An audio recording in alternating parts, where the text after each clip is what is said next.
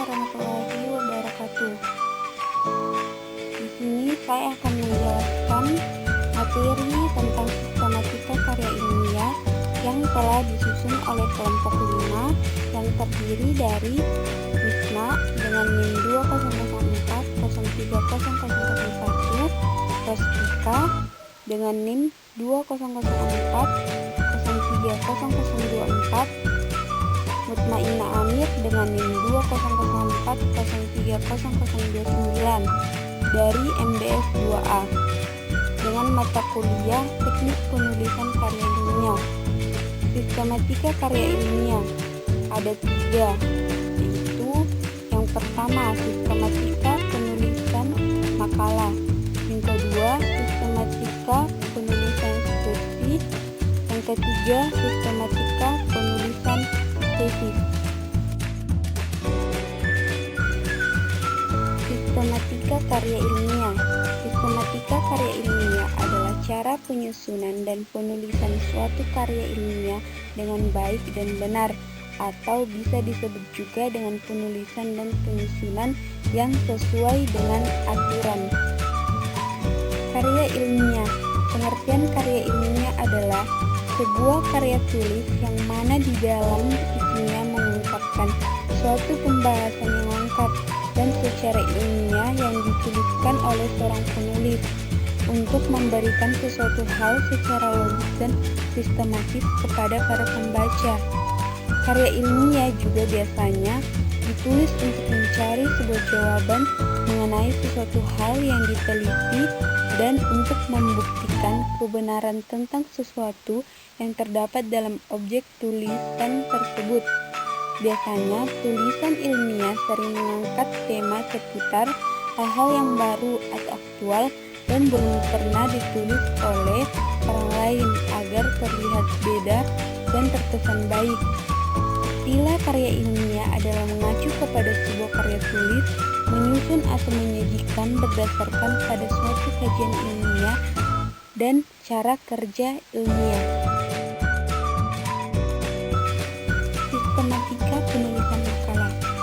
Untuk menyusun makalah, kita harus tahu terlebih dahulu sistematika dalam penulisan makalah.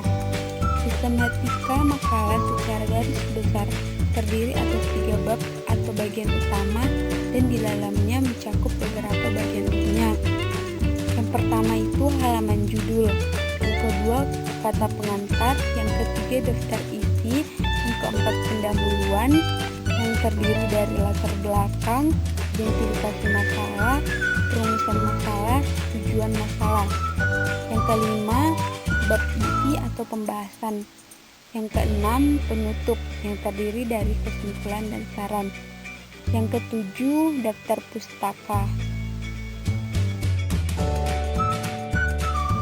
Sistematika penulisan skripsi.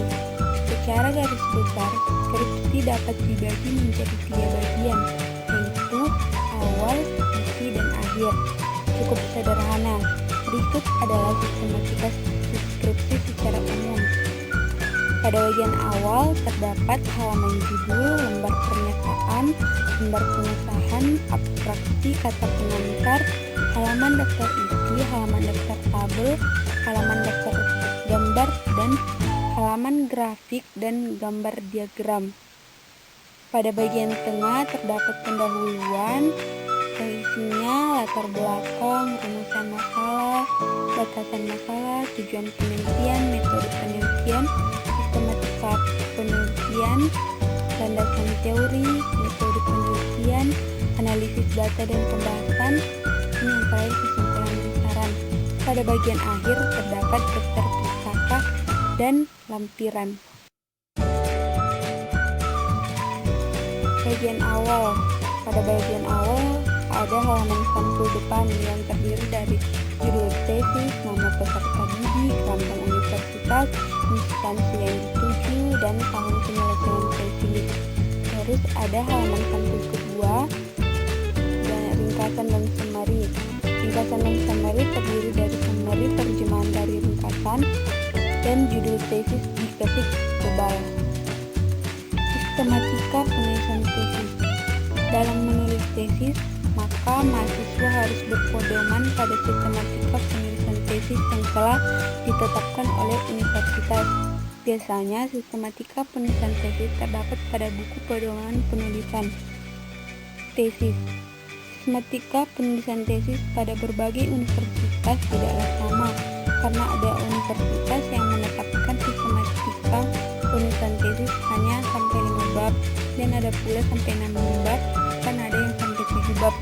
Tapi isi dari semua tesis tersebut sama saja, hanya bahwa babnya yang dipecah-pecahkan. Agar lebih jelas mengenai sistematika penulisan tesis terdiri dari 3 bagian, yaitu bagian awal, bagian utama, dan bagian akhir. Contohnya sebagai berikut. Ada juga halaman judul, halaman pengesahan, riwayat hidup, kata pengantar, daftar isi, daftar tabel, dan daftar gambar.